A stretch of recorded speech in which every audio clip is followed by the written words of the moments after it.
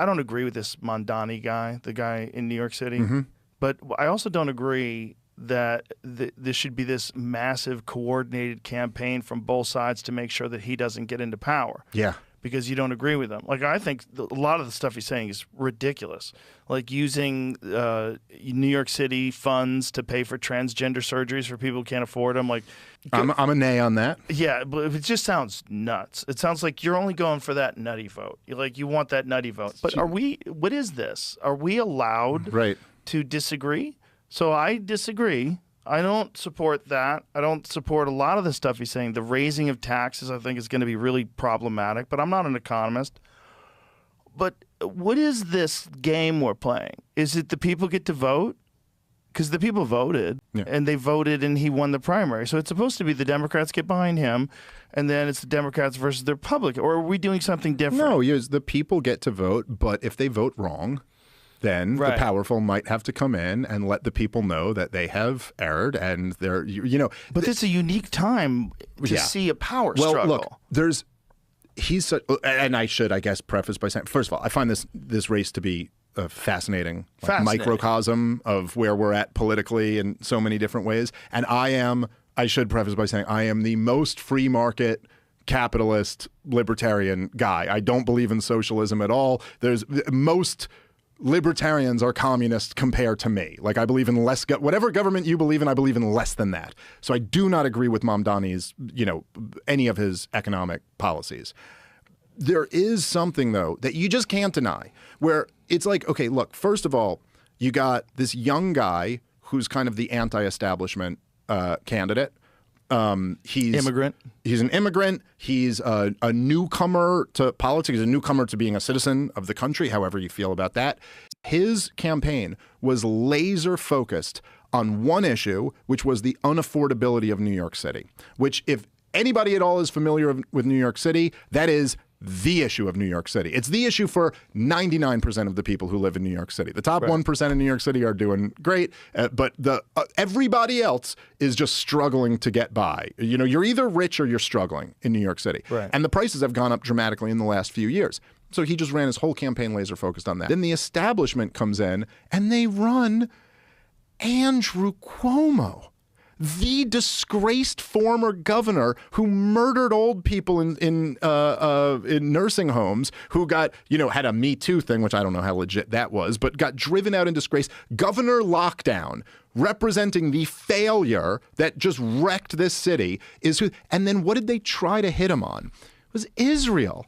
They thought that was his weakness. It was, dude, that debate was the most amazing thing I've ever seen in my life. So bizarre. It's like, imagine picking, it's like if you were fighting like Islam Makhachev or something like that, and you went, I'm going to attack his wrestling. That's where I think he's weak. And you'd be like, wait, what? No, that's his strength. What do you mean? They thought this, they'd go, they bring it up and go through all the candidates. They go, he hasn't even pledged to go visit Israel. Well, they were all saying that was the first thing that they would do once they became mayors. Go to Israel. We'll go to Israel. They all said that, and he said, "I'm going to stay here." He goes, "I'll stay here in New York." Take care of New York He goes, City. "I'll talk to Jewish people who are right here in New York City. I don't need to go to Israel." And then the funniest thing, but that might have won him.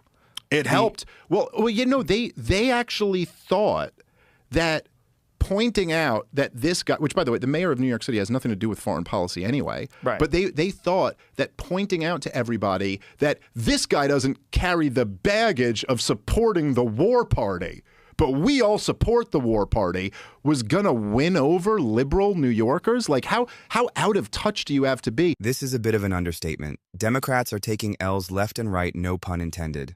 And this is, Jude, I got to say, just something that's so fascinating about the whole broader Israel-Palestine debate discussion is that he goes at one point, he said that he's like a one-state solution guy. And for people who follow this stuff, there's some people believe in a two-state solution, some believe in a one-state solution, some believe in the status quo, which is just like apartheid forever or whatever. But he goes, I think Israel has a right to exist as a state with equal rights for everyone. Like everybody gets equal rights. And they tried to make that out to be like an evil statement, which was so hilarious to me that there's one guy goes, I believe in equal rights for all. And they went, Nazi. Look at this Nazi with his equal rights for all talk. Anyway, it just had no effect on anything other than to just be like, oh, he also doesn't have the baggage of supporting this genocide, which is very unpopular. So, okay.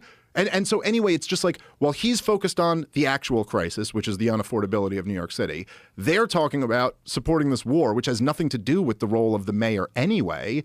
And it's just like, you look at it, you can't believe that that's actually what they tried to attack him on. And so, yeah, he won. Well, I think they're terrified of young people that are popular like that. Yeah. Like a young person who's a really good speaker, who's popular, who has ideas that, look, if you're living in New York City and you're struggling and someone comes along and says the problem that you're having is rich people are making too much money and we're going to redistribute that down to people, that sounds really attractive. That does sound attractive. In North Korea. And there's a lot more of them than there are of the rich folks, and they'll vote them in.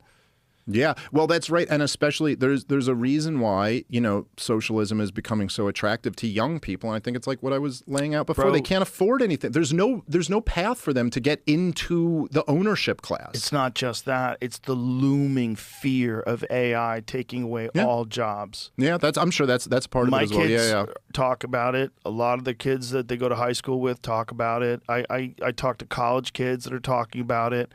I was talking to this guy about it. He's like, I really don't know what to do with my life because it feels like everything's going to be taken up by AI. That's a crazy place to be. Like you're waiting for this thing to come alive and see what it leaves behind. Yeah. Because that's what it is. It's going to be this all-consuming thing.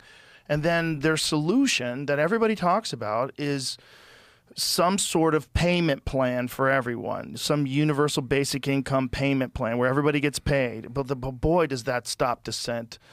But when you're completely reliant on the state to pay for you and you just live, you just exist, and you don't need to work anymore because AI's taken up all the jobs and now you don't have any purpose. You have to go find a purpose. Boy, some people are going to find a purpose. There's a lot of people that just have that go-get-'em instinct, and they're going to be fine. There's a small percentage of people that are just going to plow ahead regardless of, even if the government gives you $50,000, $60,000 a year and you live fine and you don't have to sweat bills. There's going to be a bunch of people that just get into drugs, and their life falls apart, and they have no sense of purpose. They have nothing to do, and you're going to have to refigure out how to structure society. That's what these kids are going through. They're going through this weird feeling that everything is about to fall apart right in front of their face while we run face first for that cliff. We're running right to the edge of that cliff, full clip, saying we got to go over the cliff. Yeah. And it's a lot of these things all happening at once too, and also the young generation is totally outside of the corporate media model. Thank you so much for watching. Would love to hear from you in the comments below. Don't forget to like, subscribe, and hit that notification bell. See you in the next one.